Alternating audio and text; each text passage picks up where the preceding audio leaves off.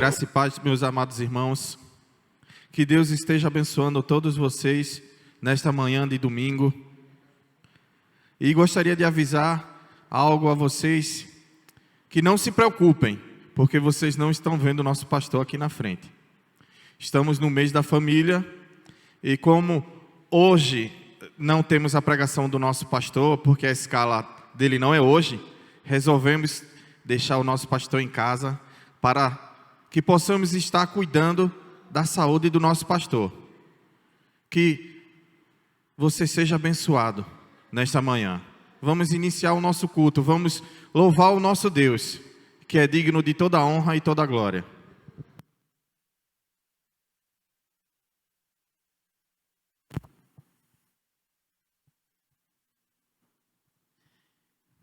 Graça e paz, igreja. Como foi salientado pelo pastor Rivaldo, nós estamos no mês da família. E existe um segredo muito grande das famílias serem fortes. E nós vamos fazer uma leitura que diz: pois, embora vivamos como os homens, não lutamos segundo os padrões humanos. As armas com as quais lutamos não são humanas. Ao contrário, são poderosas em Deus para desfrutar das fortalezas. Nesse momento nós temos uma música especial com a equipe de louvor.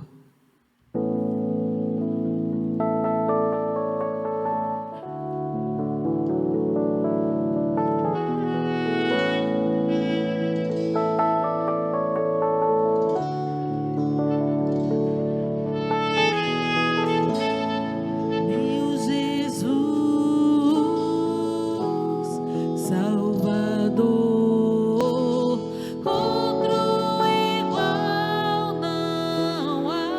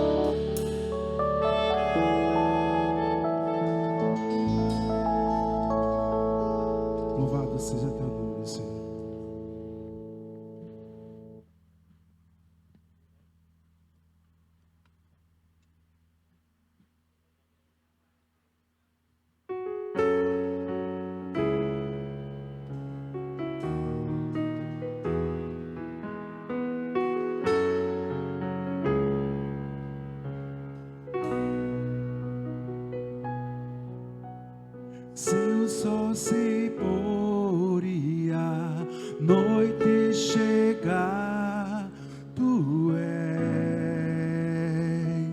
quem me guia. Se a tempestade me alcançar, tu és meu abrigo. Se o mar me submergir, a tua mão me traz à tona pra respirar e me faz andar sobre as águas.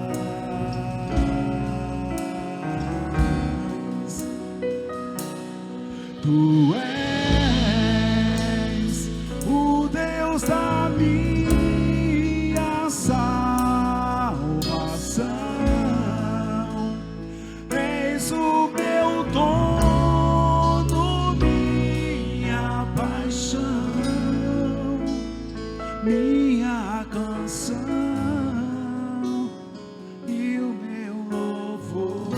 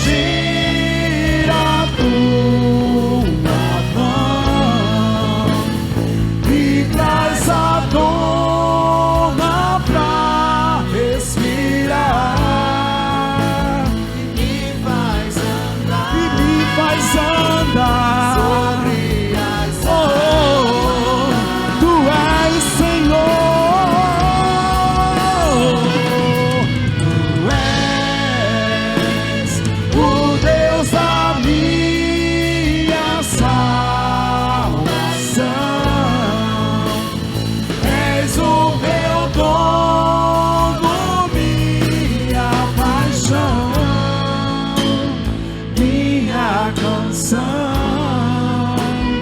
e o meu louvor.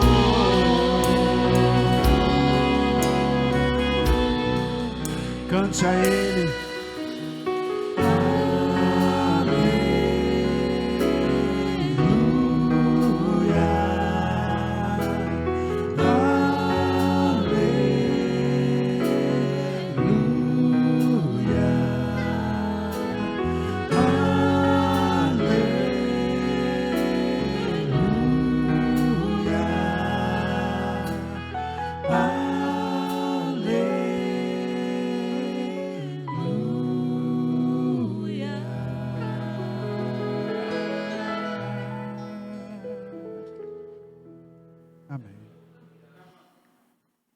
Como foi salientado, nós estamos no mês da família.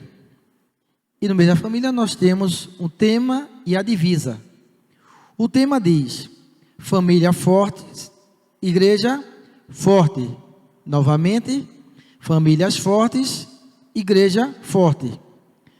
A divisa se encontra em Efésios 6:10, que diz: finalmente fortaleçam-se no Senhor e no seu forte poder.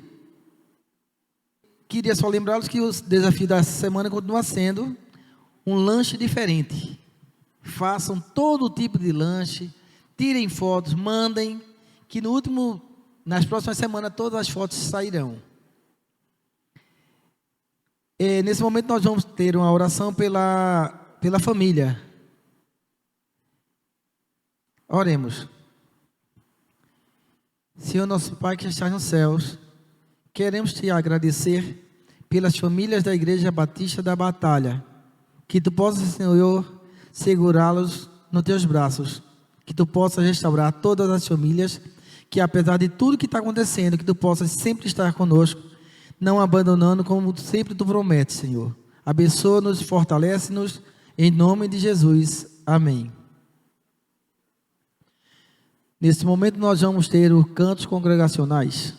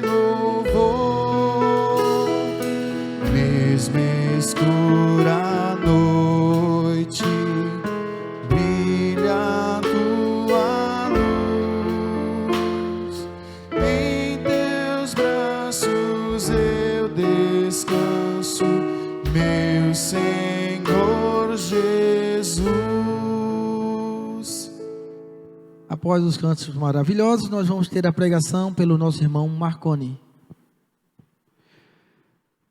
Gostaria de saudar a amada igreja com a graça e a paz do nosso Senhor Jesus Cristo, o qual nos dá dando a oportunidade nessa quinzena do Ministério Família no Altar, trazer uma palavra que venha abençoar a todos nós. E eu quero agradecer por esta oportunidade que Deus tem me dado e também estender aqui a toda a igreja o meu sentimento nesse momento em que estamos vivendo uma situação bem atípica aos nossos dias. Temos falado bastante com irmãos que têm estado na sua casa, um desejo muito grande de estar na igreja, estar congregando. E essa é a nossa condição nesses dias, mas conscientes de que até aqui o Senhor, Ele tem cuidado de nós. Até aqui o Senhor tem nos ajudado a permanecermos firmes nos seus propósitos.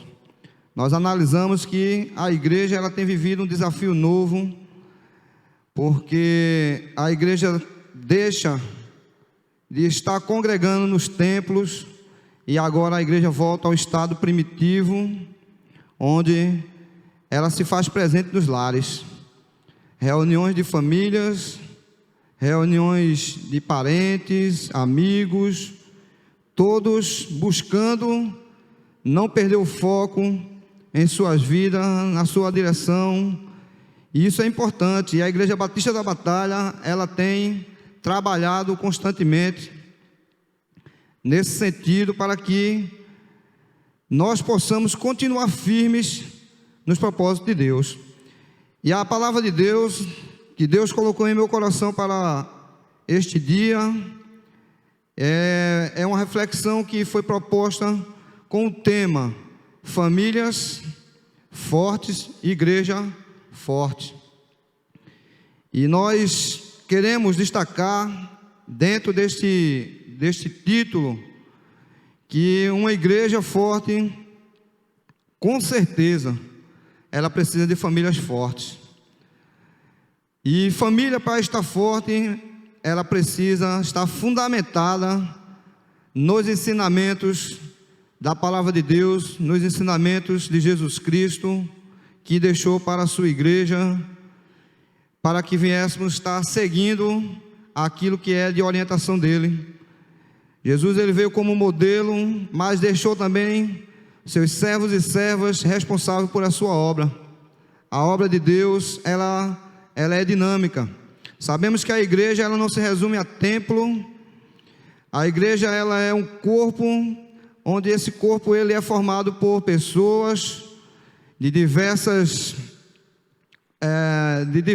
pensamentos, muitas vezes culturas, e agora este corpo ele tem que ser unido dentro de um propósito que é anunciar e pregar o reino de Deus a toda criatura. E é neste foco em que nós queremos basear a mensagem nessa tarde, nessa manhã, para que a igreja possa estar atenta àquilo que Deus ele quer para os nossos dias, sabendo que a palavra de Deus ela é viva, ela é eficaz, ela é aquela que permanece para a eternidade.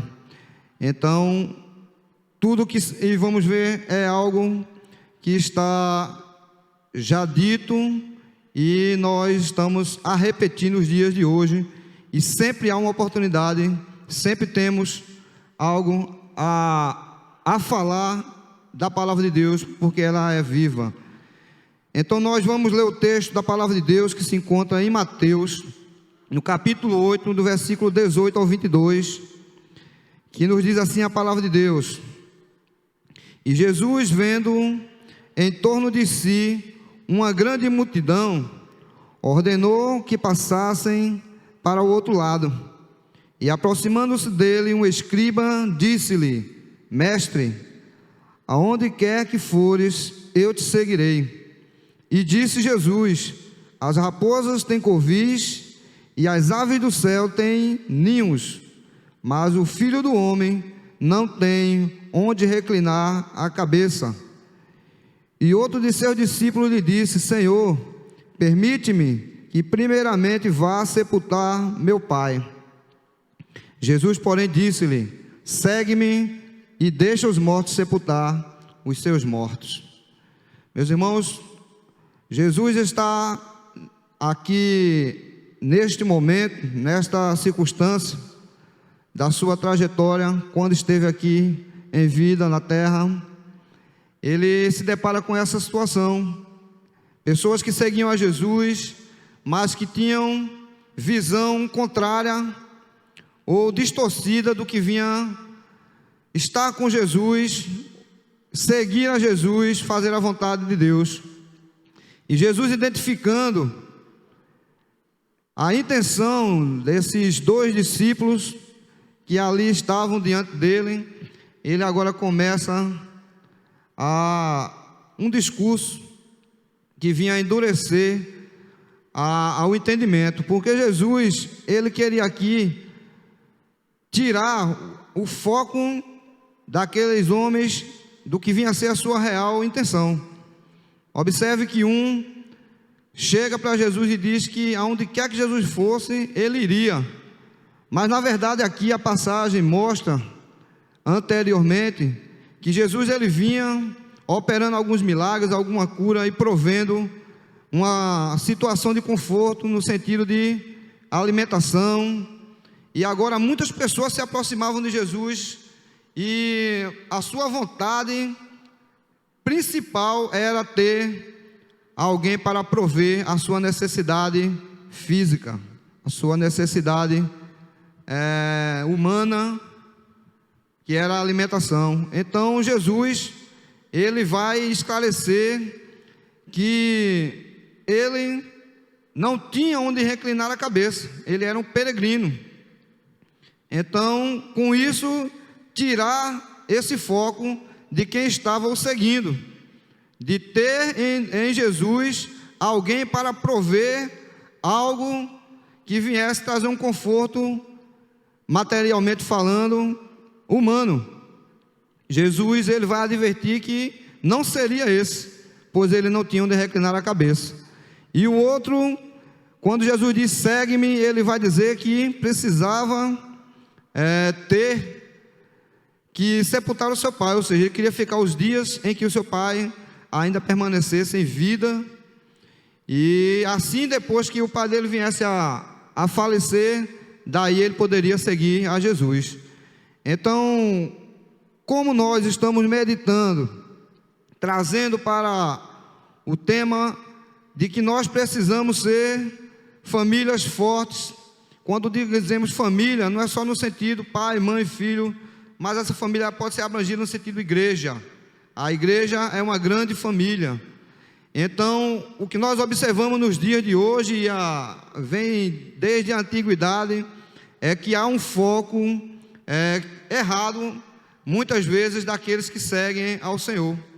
Muitas vezes se busca em Jesus, ou pessoas adentram os templos, que pregam constantemente a palavra de Deus, e com interesses diversos, e muitos desses interesses se assemelham ao desses tempos em que Jesus peregrinava na terra. Ainda hoje continuamos com os mesmos erros, muitas pessoas cometem os mesmos equívocos, onde que Jesus, ele tem para a nossa vida muito mais além do que a provisão da questão material. Muito pelo contrário, Jesus, ele veio anunciar o reino de Deus para a humanidade como uma forma comportamental dentro do íntimo do homem. Jesus veio propor uma mudança de caráter, Jesus veio propor uma mudança de trajetória da humanidade que andava para distante, andava para caminhos que o Senhor não assim havia programado para a sua criação, para o homem que ele colocou sobre a terra. Então Jesus volta para resgatar tudo aquilo que havia perdido. Quem perdeu o caminho, quem estava na direção errada, Jesus agora iria colocar tudo de volta ao seu caminho. Então ele dá esses ensinamentos que nós vemos aqui. Então o que nós podemos aprender é que Jesus ensina aqui que com ele não há barganha.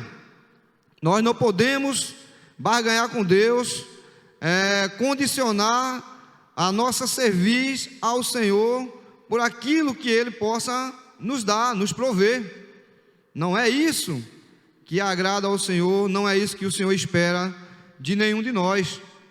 Então Jesus, ele vai já descartar essa possibilidade quando ele diz isso, já dizendo: se você está me buscando por essas coisas, olha, eu não sou, eu não tenho nem onde reclinar a cabeça. E nós vemos no outro evangelho que quando nessa passagem, após Jesus mencionar essas coisas, uma multidão que estava ali ao seu redor, ela começa a desanimar e se afastar, e ir embora, porque não era aquele Jesus que eles queriam seguir. Esse Jesus não era interessante para eles, era um Jesus que não continuaria provendo o alimento, era um Jesus que não continuaria provendo a cura constante de enfermidades e tudo mais. Então muitos começam a se afastar e vão embora, saem um para o lado, saem um para o outro, e agora fica Jesus e os seus discípulos, e Jesus faz aquela pergunta muito interessante, e ele faz assim: e vós também não vão? Então um dos discípulos vai responder a Jesus que: para onde iremos nós, se tu, Senhor, tens a palavra da vida eterna? Então observe a questão de visão da pessoa de Jesus entre aqueles discípulos que verdadeiramente estavam seguindo ao Mestre, compreendendo a sua missão e a sua pessoa, quem Jesus era de verdade, e aqueles que estavam só atrás de Jesus por aquilo que Jesus podia dar materialmente falando. Então Jesus, ele vai então abençoar os discípulos com a explicação da palavra, e com certeza os discípulos permaneceram, e depois, mesmo Jesus indo,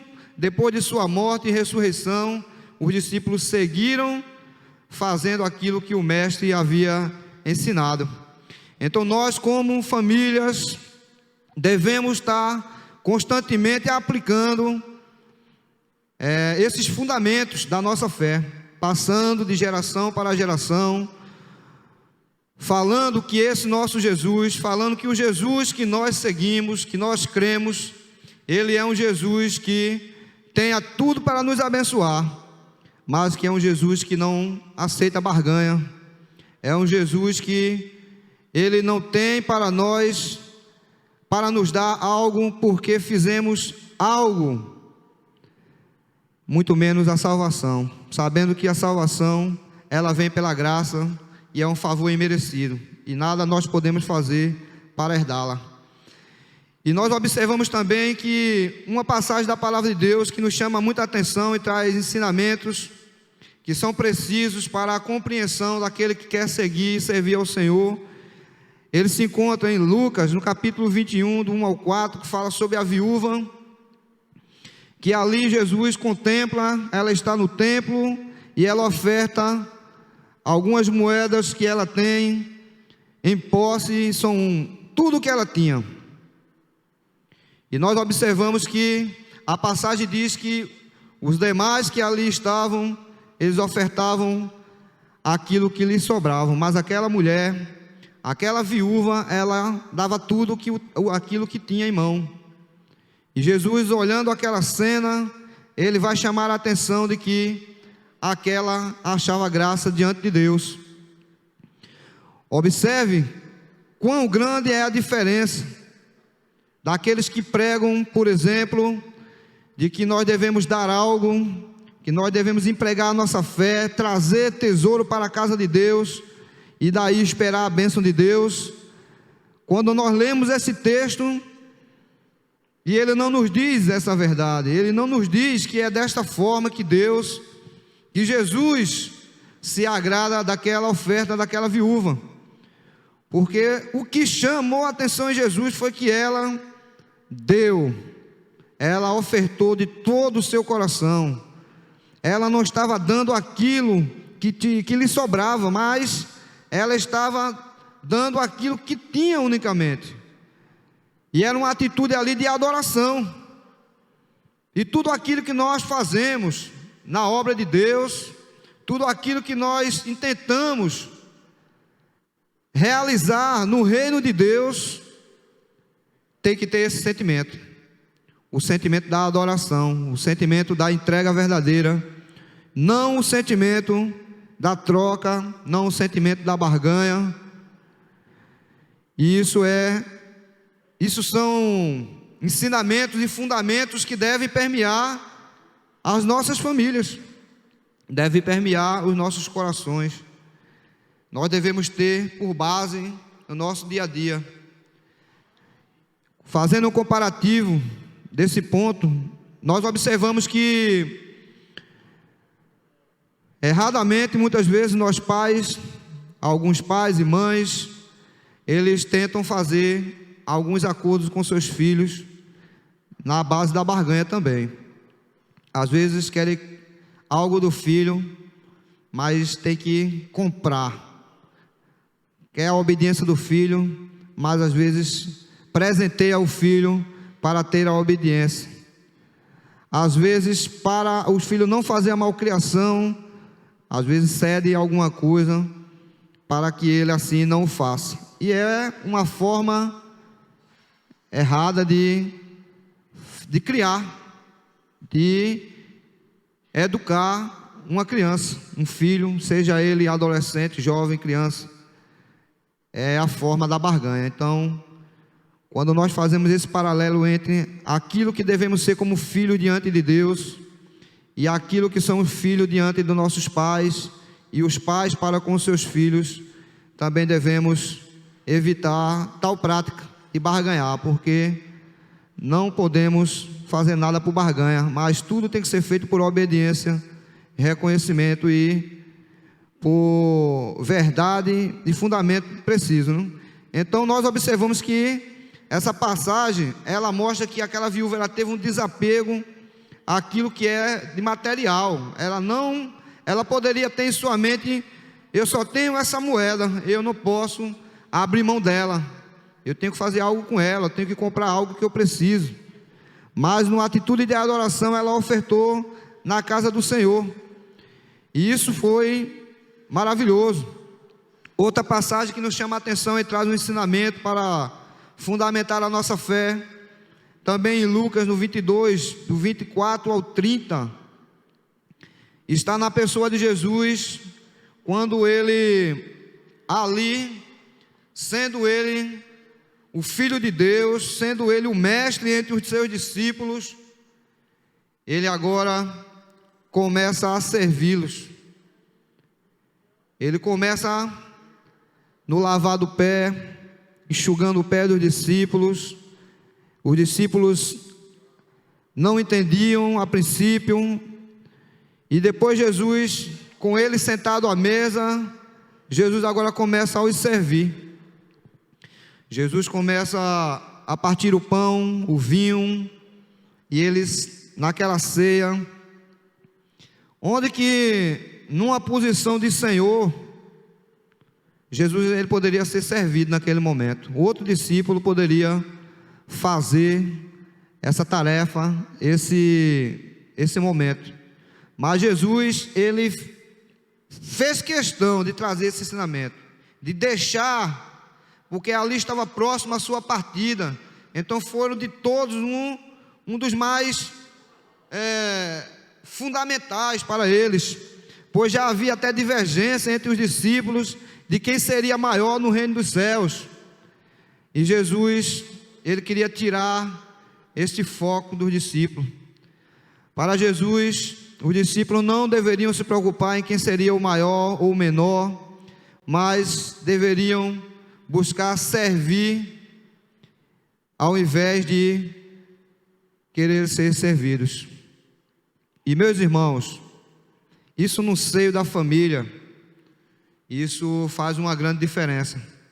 Quando o pai ou a mãe, ele executa uma atitude, muitas vezes, contrária àquilo que muitas pessoas têm de entendimento, onde que, em alguns casos, muitas pessoas determinam que os filhos os sirvam, mas quando o pai, quando a mãe, ele também tem essa atitude de servir, de abençoar o filho, ele dá um grande ensinamento, e com isso não se perde a autoridade, muito pelo contrário, isso mostra que o envolvimento é a coisa mais fundamental para um bom relacionamento, um bom desenvolvimento de uma família. Quando a família ela tem alguns algumas separações por hierarquia, e isso traz às vezes prejuízo. Às vezes é a dureza do pai que obriga o filho a determinadas coisas que ele não está,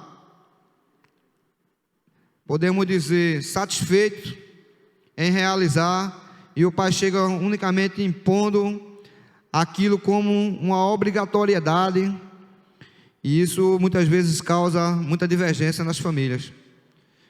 E isso não acontece em uma família nem duas, isso acontece em qualquer família. Quando isso acontece, o clima ele tende a ficar pesado, e aí consequências elas vêm a breve prazo ou a longo prazo. E muitas famílias têm se destruído porque muitas vezes há esse tipo de comportamento por parte de muitos educadores, pais, mães, no seio da família. E nós devemos, assim como Jesus, assumir uma postura em que todos se sintam importantes dentro do nosso lar, assim como na igreja. A autoridade que Deus ela constitui também traz esse mesmo modelo, o modelo de cooperação, o modelo de um servir ao outro. É um pastor que muitas vezes em uma festividade ele se dispõe a servir ao irmão, e assim sucessivamente, e isso faz com que uma igreja ela tenha uma visão de que somos verdadeiramente irmãos, de que somos verdadeiramente todos iguais perante Deus, servos de Deus e com diferentes atribuições. É unicamente isso. E Jesus, ele foi preciso nesse momento, quando ele dá esse grande ensinamento aos discípulos naquele momento. Mas outro ponto a ser observado para qualquer família, para qualquer igreja que quer ser forte no reino de Deus, se encontra na passagem que Jesus estava na cruz, e agora 2 ladrões estavam ao seu lado. E ali aqueles 2 ladrões, eles mostram 2 campos de visão. Estavam na mesma condição, tinham as mesmas oportunidades, a mesma oportunidade diante de Jesus, mas um tinha uma visão terrena. É aquele que visava que Jesus, por ser o Filho de Deus, se ele quisesse provar que era o Filho de Deus, ele deveria salvar a si mesmo da crucificação e salvar também a ele e ao outro. Essa era a visão daquele ladrão naquele momento. E nós observamos que o texto nos mostra que para ele não houve a mesma sentença, a mesma direção do final dos seus dias. Pois o outro, que ali estava com Jesus na cruz, ao lado, ele já teve uma visão do reino de Deus. Ele já teve a visão de que aqui nessa terra já tinha acabado as suas oportunidades, já tinha acabado tudo, era o fim. E agora ele enxerga em Jesus o Filho de Deus, aquele que possivelmente ele já ouvira falar, e ali estava como crucificação, por ter se considerado o rei dos judeus. E agora ele diz: Senhor, se for da tua vontade, deixa entrar no teu reino. E aí Jesus, olhando para ele, vai dizer que ainda hoje, naquele momento, ele estaria com o Senhor no paraíso. Observe, meus irmãos, como faz diferença quando nós, servos e servas de Deus, nós direcionamos o nosso olhar, nós aplicamos a nossa fé com a visão daquilo que está ao nosso redor, da visão terrena, quando nossa visão não consegue captar aquilo que Deus ele tem determinado para a nossa vida. O prejuízo é grande. Então aquele ladrão ele vai ser ali salvo, ele vai ser alcançado pela misericórdia de Deus naquele momento, porque ele creu e Jesus garantiu a sua entrada no reino. E nós também devemos ter por alicerce em nossa vida sempre a busca pelo o reino dos céus, sempre por aquilo que é fundamental à nossa fé, aquilo que nos traz a vida eterna. E isso é o que torna os nossos dias, torna a nossa vida um pouco mais segura ou totalmente segura diante de tudo aquilo que sobrevém, como nesses dias nós observamos que tem sobrevindo à terra uma tristeza tão profunda, onde muitas pessoas têm perdido a esperança, não têm encontrado solução, e nós encontramos na palavra de Deus o alento, nós encontramos na palavra de Deus a saída para os nossos dias, para a nossa condição atual, e nós observamos que isso determina tudo.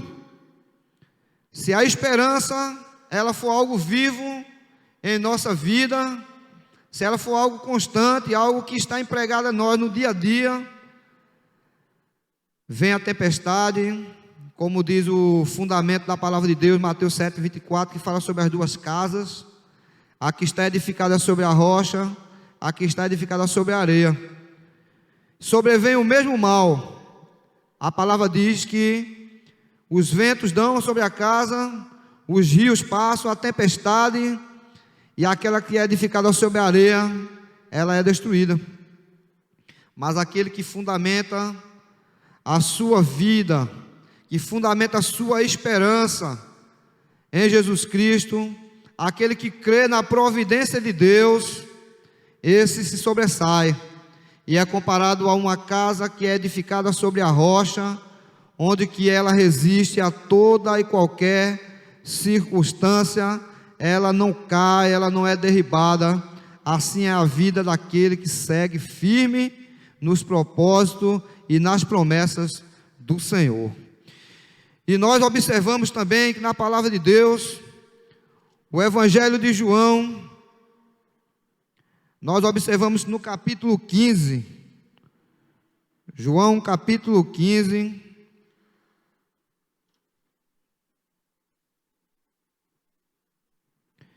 nós vamos ver uma verdade que é fundamental também para que nós estejamos atentos à vontade de Deus.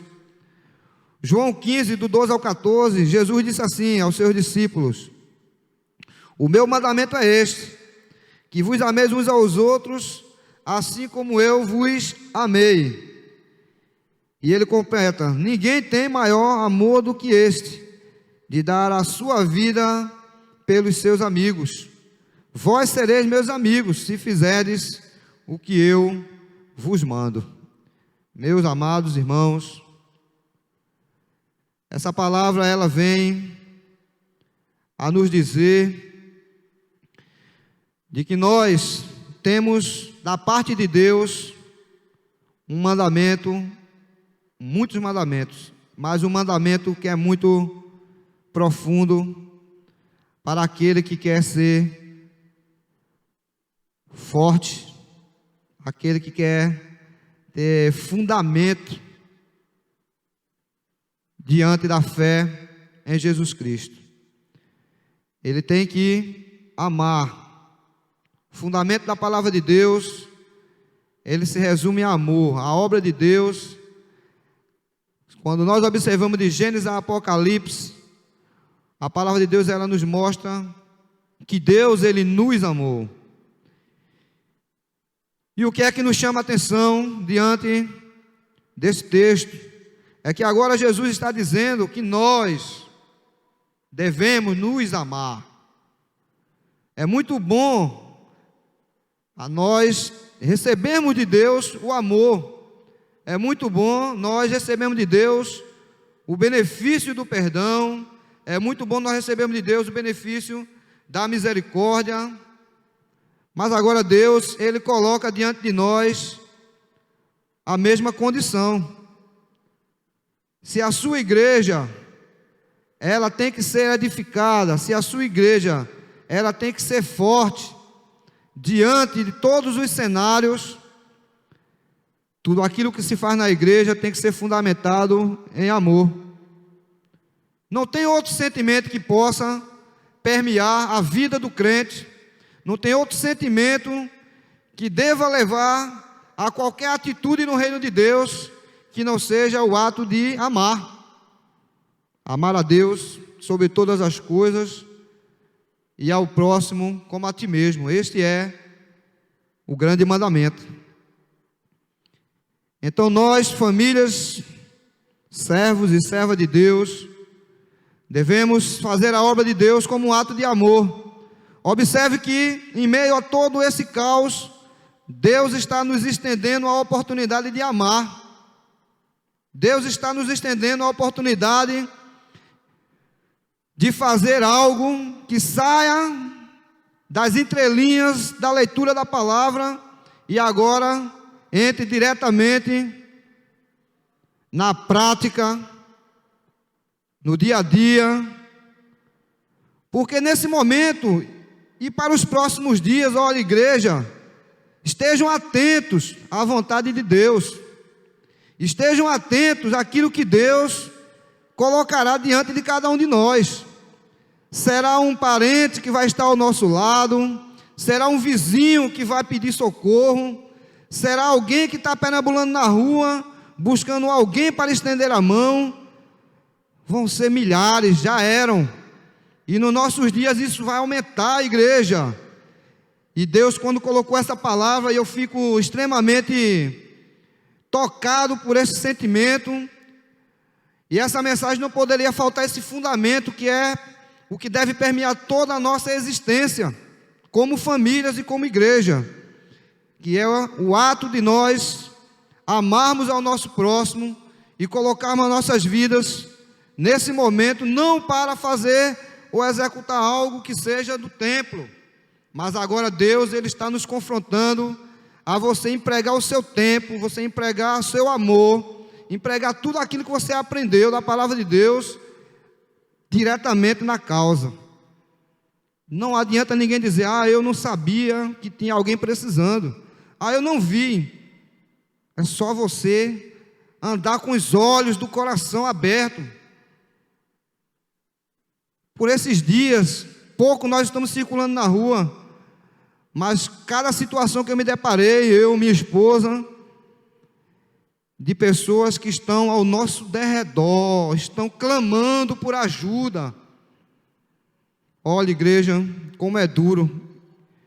E Deus nos toca, e a gente se aproxima daquela pessoa e leva uma ajuda, e Ele diz, meu irmão, eu estava muito necessitado. Igreja, isso é algo que nos emociona, que toca o nosso íntimo.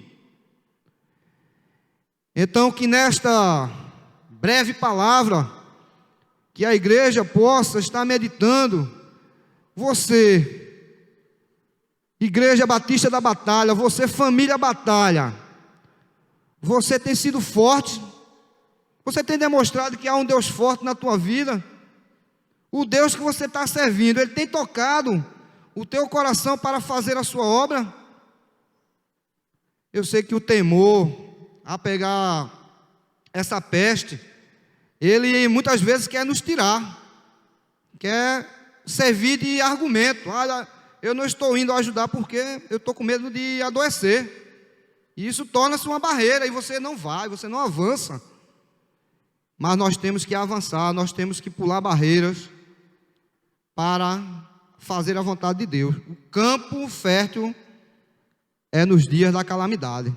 É o campo fértil para você demonstrar que verdadeiramente é um filho de Deus, é um nascido do Senhor. Que a igreja possa estar meditando em cada palavra que nesses dias tem sido proferida aqui na casa de Deus. Eu tenho acompanhado o nosso pastor e aos irmãos que têm tomado palavra, aos pastores. Cada palavra tem falado aos nossos corações para trazer a reflexão para aquilo que é fundamental em nossos dias. Tem pessoas que estão aproveitando esse momento para usar como terrorismo, onde que Deus, eu ouvi isso, nosso pastor falar isso aqui em uma pregação, onde que Deus está castigando a terra, e agora é como se todos aqueles que estão rebeldes têm que entrar na igreja logo para aproveitar a sua salvação, ou está tudo perdido. E Deus, Ele passa a ser um Deus castigador, mas na verdade, a palavra de Deus, ela nos diz do que se queixa o homem, de não dos seus próprios pecados. Meus irmãos, nem todo mal que sobrevém sobre a face da terra é o castigo de Deus.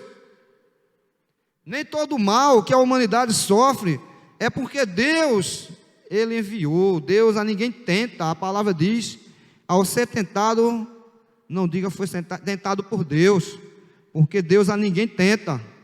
Ele mesmo não pode ser tentado. Porém, nós sabemos que o desígnio do homem, ele é mau. E muitas vezes a negligência leva a humanidade às suas mazelas. Quem pode dizer como surgiu esse vírus? De onde veio? De onde saiu? É um vírus que houve mutação, é um vírus que se transformou em algo que ainda não se descobriu a cura, mas o fato é que esse não é o primeiro vírus na humanidade. E o fato é que outros vírus mataram muito mais gente. E nós cremos, e nós estamos esperançosos que esse não será o vírus que mais matará. Nós estamos orando e confiantes no nosso Deus que logo passará.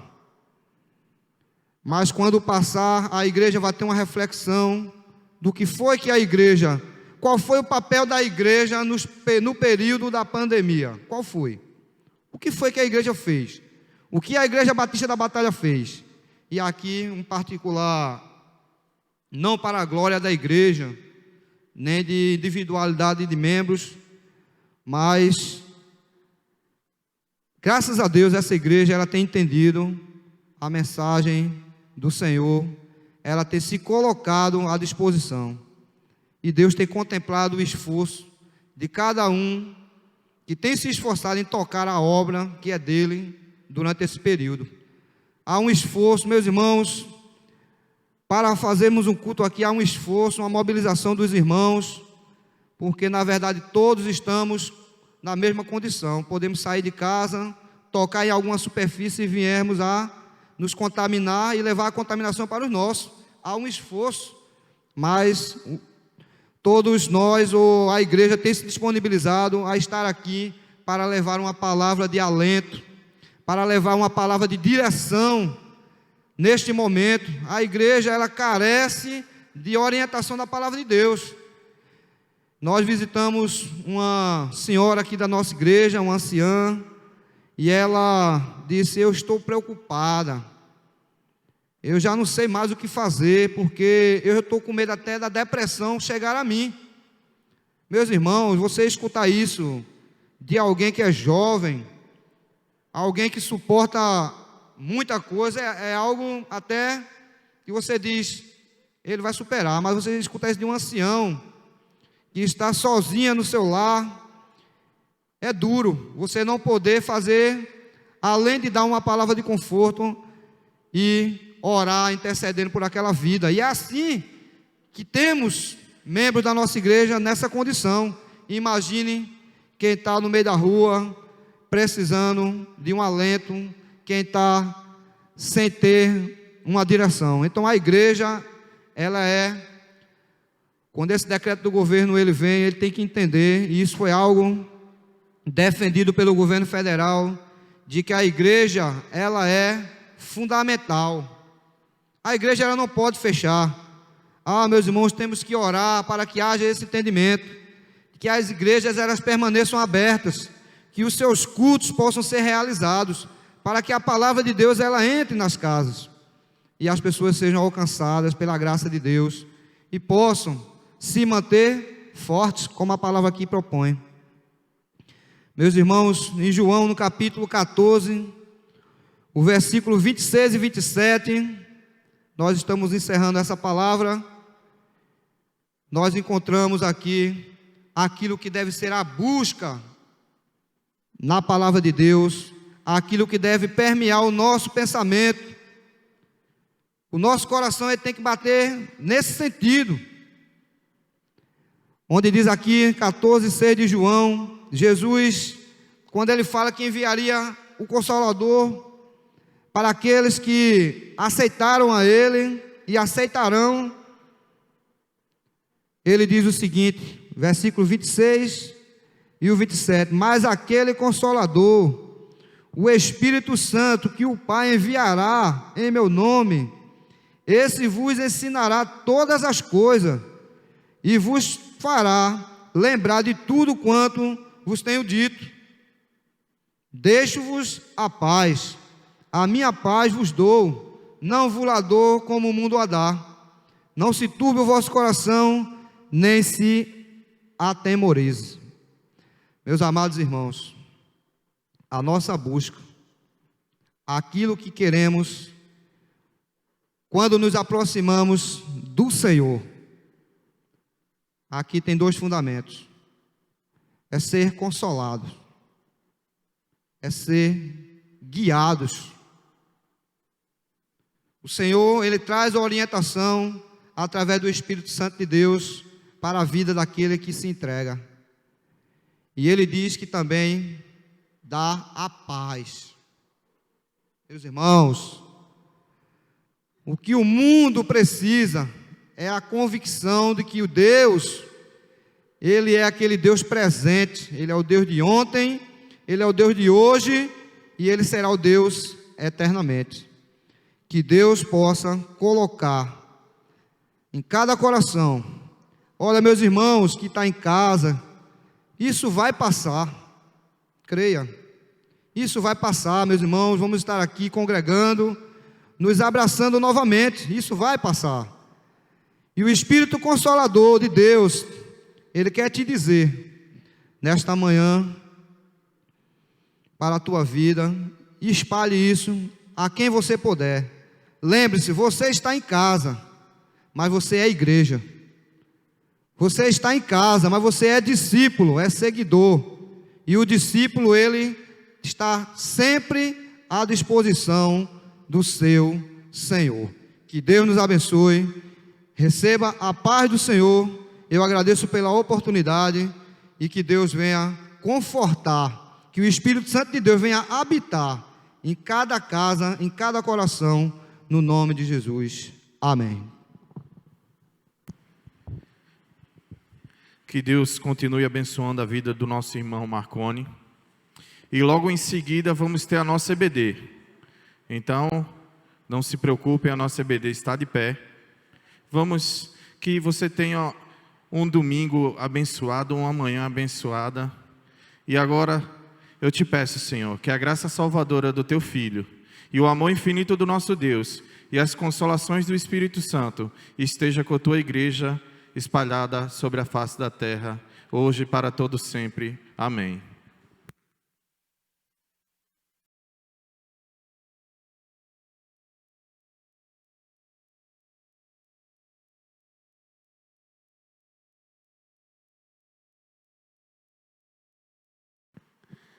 A graça e a paz a toda a igreja, para vocês que estão me assistindo em casa.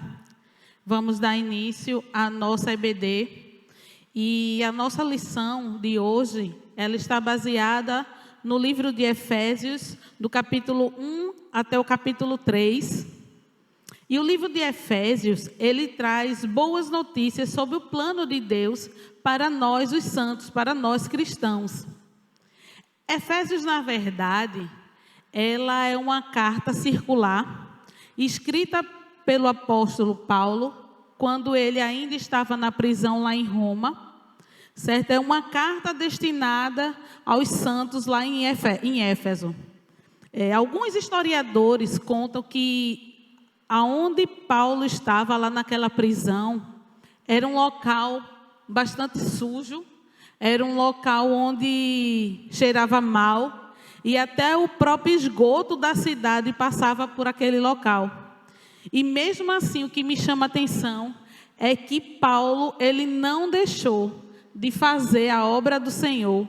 Paulo não deixou de ajudar as pessoas.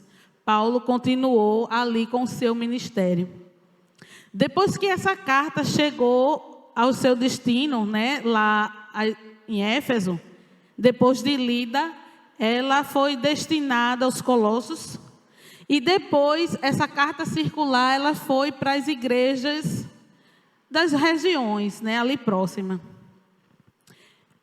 Eu fazendo uma pequena introdução sobre esse livro de Efésios, no versículo 1 e no versículo 2, Paulo faz a sua apresentação, né, e ele faz a saudação, e duas palavras chamam bastante atenção, né? Ele fala a graça e a paz, né? Duas palavras curtas, mas duas palavras que merecem toda a nossa atenção. E aí, lendo o livro de Efésios, eu pude ver que Paulo usa a palavra graça 12 vezes. E a palavra paz, ele usa 8 vezes. E quem de nós, até hoje, precisa da graça e da paz do nosso Senhor? Nós precisamos da paz num período desse que estamos vivendo, de pandemia, num período de isolamento. E assim nós continuamos necessitando da graça todos os dias e da paz do nosso Senhor. Continuando, do verso 3 até o verso 14, Paulo descreve lá e tem várias expressões a respeito das maravilhosas bênçãos espirituais, né, a todos nós cristãos. No verso 3, na parte B do primeiro capítulo, ele nos diz: nos abençoou com todas as bênçãos espirituais. Ele não nos abençoou apenas com uma ou outra bênção espiritual. O Senhor, em sua infinita misericórdia, mesmo sem a gente merecer, Ele nos abençoou com todas as bênçãos espirituais. E a partir do momento que Ele nos abençoa, Ele nos torna unidos em Cristo. Nós passamos a ser unidos em Cristo. Nós passamos a ser adotados como filho. E que maravilha é sermos adotados pelo Senhor como filho. Quando Ele nos abençoou com todas as bênçãos espirituais, até essas bênçãos e os nossos dons espirituais que o Senhor nos dá, quando nós o aceitamos, essas bênçãos, elas vêm dessas bênçãos espirituais que o Senhor nos dá. E lembrando, mesmo sem a gente merecer, né? A obra de Deus, ela tem uma dimensão muito mais profunda, muito mais além do que as igrejas costumam abordar. Hoje tudo ficou muito superficial. Mas o que eu quero que você tenha em mente é que o Senhor, o nosso Deus, Ele é muito mais que o Salvador das pessoas. Ele é o Criador do universo. Ele criou o mundo. Ele é o Salvador do universo. E nada, mas nada foge do controle das suas mãos. E aí é nesse momento que a gente pergunta, e a gente pode estar pensando, mas aonde é que está o Senhor? Nesse momento de crise, nesse momento tão delicado que estamos passando. Mas a gente tem que colocar na nossa mente e no nosso coração que nada, mas nada mesmo, foge do controle das mãos do Senhor. E que Ele tem cuidado de nós neste momento, né, tão difícil. Quando a gente vai lá para essa descrição lá do verso 4 até o 14, nós vemos o plano de Deus em Cristo. No verso 4, ele diz que Deus nos escolheu nele. Não é nós quem o escolhemos, mas sim Deus é quem nos escolheu nele. E colocando isso de maneira muito simples, muito clara, diz a respeito do plano de Deus. O plano de Deus se realiza na sua vontade, né? É trazer as pessoas a ter um relacionamento íntimo com o Senhor. É fazer um pacto com Ele. Quando Deus nos escolhe, Ele nos escolhe para termos um relacionamento íntimo com Ele. E precisamos, a cada dia, estar buscando essa intimidade. Nós precisamos todo dia buscar aprender mais do Senhor, pedir mesmo a Ele que Ele nos permita o conhecer. Né? É pedir ao Senhor sabedoria, é buscar Sua palavra todos os dias, é ter um momento de intimidade com o Senhor. Em 2 Coríntios 5, no capítulo 5, verso 17, diz que se alguém está em Cristo, nova criatura é. As coisas velhas já passaram e eis que tudo se fez novo. Né? E seu sentido, ele vai muito além da moral. Ele não está querendo dizer que se alguém está em Cristo, não bebe. Se alguém está em Cristo, não fuma. Se alguém está em Cristo, não rouba. Vai muito além da moral. Né? Quer dizer que quem está em Cristo faz parte desse novo mundo de Deus. Quem está em Cristo está se preparando para viver aquele novo mundo que o Senhor está preparando para nós. O novo mundo que Ele tem preparado para nós cristãos. Já no verso 5 do primeiro capítulo, ele diz que Deus nos predestinou como filhos por adoção. Nós somos adotados por Deus e passamos a fazer parte da sua família. E aí, quando a gente vai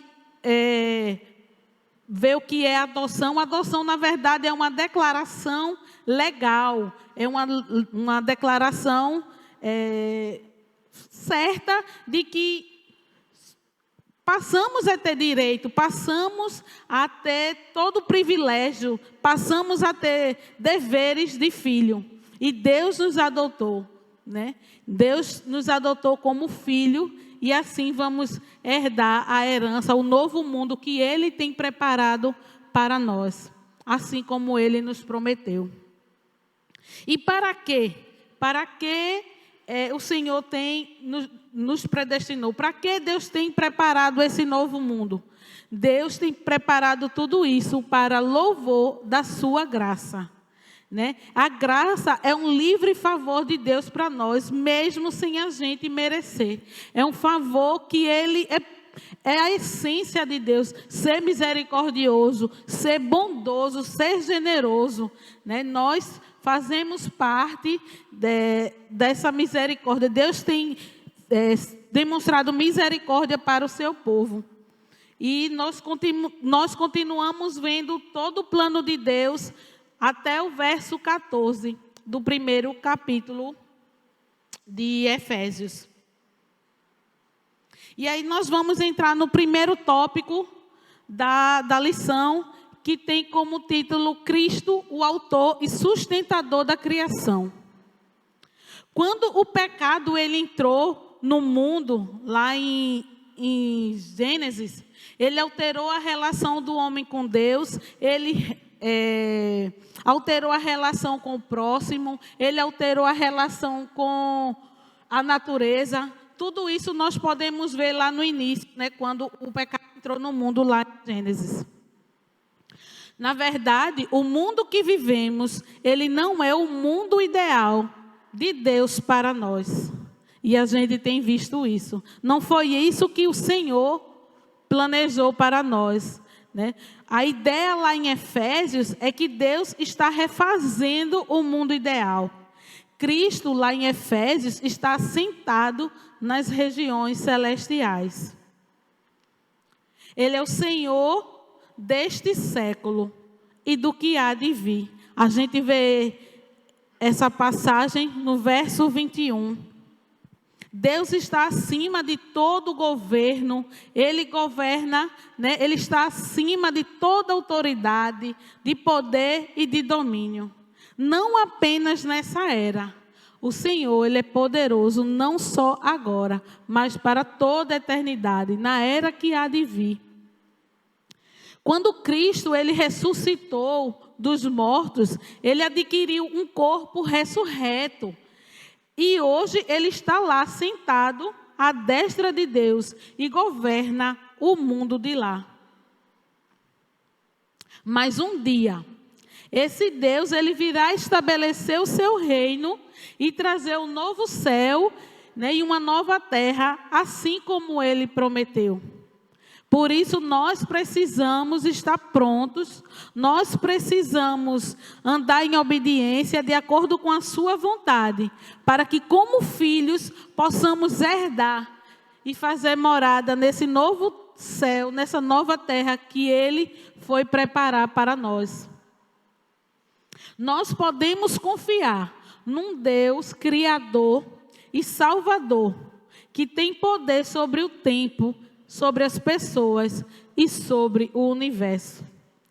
Lá em Colossenses, no capítulo 1, no verso 16, ele diz que todas as coisas foram criadas por Ele e para Ele. E aí tem uma palavra que me chama muita atenção nesse versículo, é que é todas as coisas. Não é apenas uma coisa ou outra coisa, mas sim todas as coisas foram criadas por Ele e para Ele. E por isso, mais uma vez, eu repito, nada foge do controle das suas mãos. Essa expressão, ela merece muita atenção. O Senhor, Ele tem colocado ordem no mundo, Ele tem colocado ordem nas pessoas. E eu tenho visto que esse período que a gente está se isolando tem servido para a gente começar a pensar mais na vida que estávamos vivendo, como estávamos vivendo, né? Tem nos dado mais tempo de procurarmos estudar a sua palavra, de ouvir mais aquilo que o Senhor quer falar para nós. E agora a gente não tem mais desculpa de dizer que não tem tempo. A gente hoje vive um tempo de busca maior do Senhor. E a gente tem que aproveitar cada vez mais esse tempo. Somente o poder de Deus pode levar os cristãos às riquezas da glória final. E aí a gente passa lá para o segundo tópico da lição. E o segundo tópico tem como tema o novo mundo de Deus. E o Senhor diz em sua palavra que eis que faço nova todas as coisas. Tudo que se perdeu lá no início da criação, com a entrada do pecado no mundo, se recupera em Cristo. No capítulo 2, do verso 1 até o verso 6, Paulo tenta fazer um paralelo entre a vida velha e a nova vida do homem em Cristo, né? E ele diz assim: se estávamos mortos, hoje nós estamos vivos. Se éramos escravos, né? Éramos escravos do pecado, agora estamos livres. Éramos merecedores da ira de Deus. E agora somos alvo da sua graça. Andávamos entre os desobedientes. Agora temos comunhão com Cristo. Estávamos sob o domínio de Satanás. Agora estamos unidos em Cristo. Glória a Deus por isso. No verso 3, nos diz que todos nós vivemos nos desejos. Todos nós vivíamos nos desejos da nossa carne. E sem Cristo, a gente sabe que as pessoas, elas são dominadas pelo desejo, pelas suas vontades, a vontade da carne. Elas são inclinadas a viver uma vida longe de Deus, buscando cada vez mais o seu interesse próprio. E não precisa a gente ir muito longe ou pesquisar muito longe. Basta só a gente olhar para fora, a ganância, a vontade de ter, a vontade de possuir. Né? A gente tem visto que as pessoas que vivem fora uma vida fora do convívio com o Senhor, tem buscado cada vez mais os seus interesses próprios. A entrada do pecado no mundo trouxe a natureza pecadora da humanidade.